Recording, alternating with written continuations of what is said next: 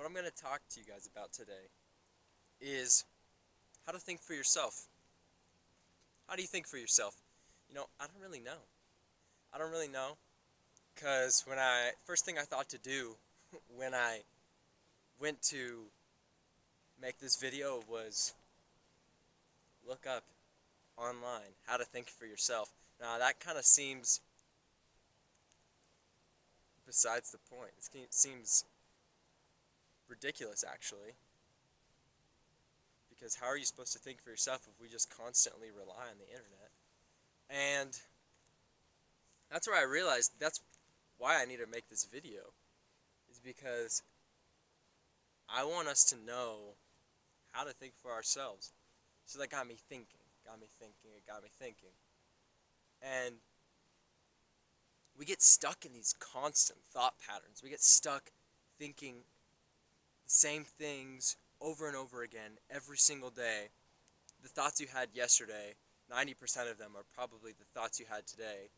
That's backed by a lot of, what do we call this, psychological studies. That's backed by a lot of studies actually. And same things you said yesterday are a lot of the same things you said today and probably will be tomorrow too. So how do we think for ourselves?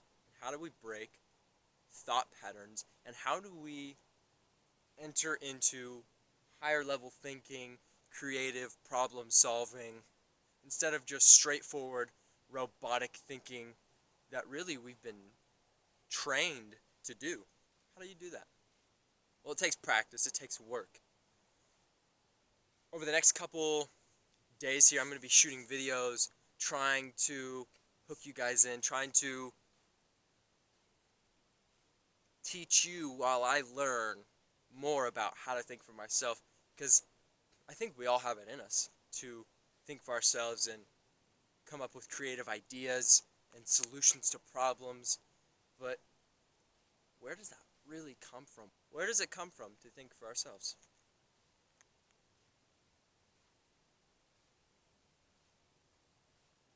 I think it's a skill. I think it's something you have to practice.